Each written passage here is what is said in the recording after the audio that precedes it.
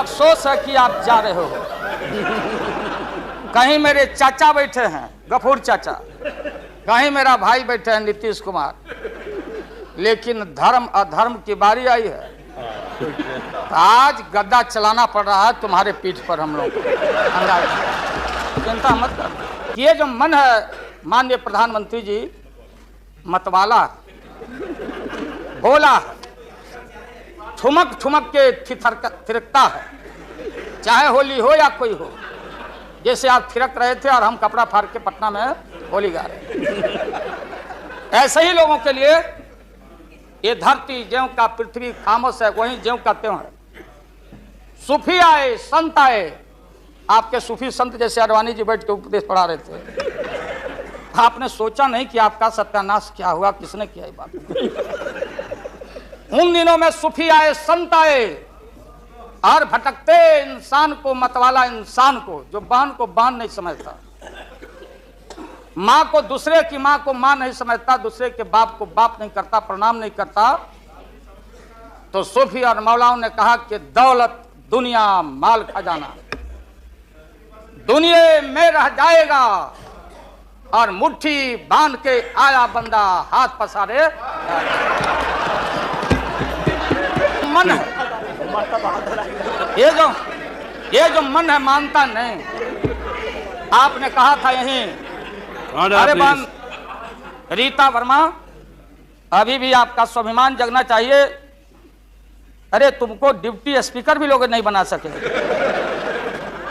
बैठ जाओ, इसलिए मैं कहना चाहता हूँ।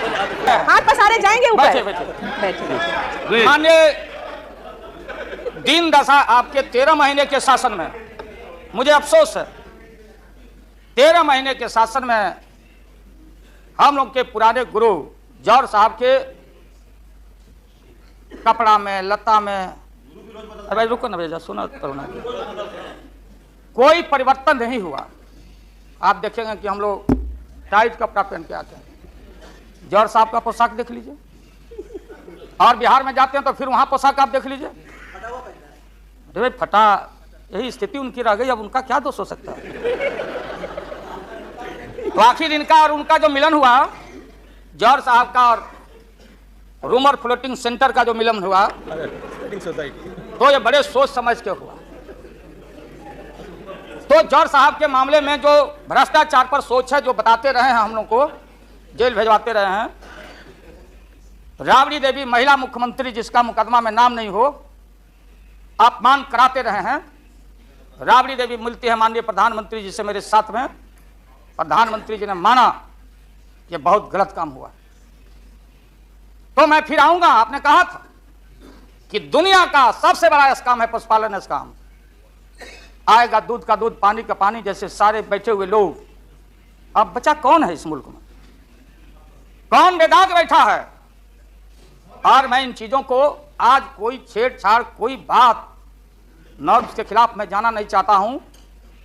बातें दबाई नहीं जा सकती है, चाहे जितनी बातों को हम जहां भी थापर साहब के टीवी में या जहां भी हम कोई बातों को कह डालें, बात दबती नहीं है, अभिलेख मिटता नहीं है।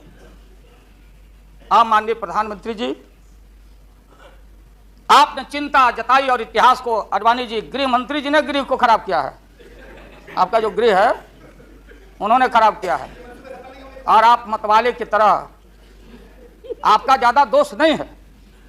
मैं किसी को अपमान करने के लिए नहीं कहता हूं। मैं जन्म लिया था फुलरिया गांव, गोपालगंज में, फुलरिया गांव में, तो हम लोग को मालूम नहीं कि हमारे भविष्य में क्या लिखा है। तो ये गोसाई लोग एक ऐसा रखते थे पशु बैल, आंख पर मासा है, पीठ पर पैर है, बहुत छोटा नाटा है, जिसको नादिया बोलते उत्तर प्रदेश में। हम लोग अपने यहां बसहा बैल बोलते। भोला बाबा, शंकर बाबा का अवतार माने बसहा बैल।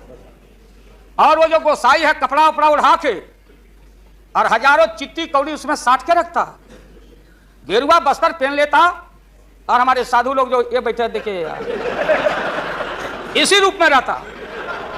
वो बेचारा गरीब है, वो लेके गांव गांव घूमता। मेरे गांव चलाया मेरे पास, मेरी माँ बैठा दी ओरी के नीचे, कपड़ा घर के। देखो बाबा, दिखवा दो मेरे बेटे के भाग में क्या लिखा हुआ है।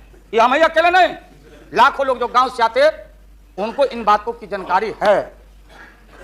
अब वो गोसाई बाबा दोनों हाथ को मुट्ठी बांध के आगे करते कि इसमें नौकरी मिलेगा कि नहीं या इसमें नहीं मिलेगा। तो दोनों मुट्ठी जब आगे करता तो गोसाई बाबा बोलता, बोलो भोला, देखो देखो इसके हाथ में क्या लिखा है।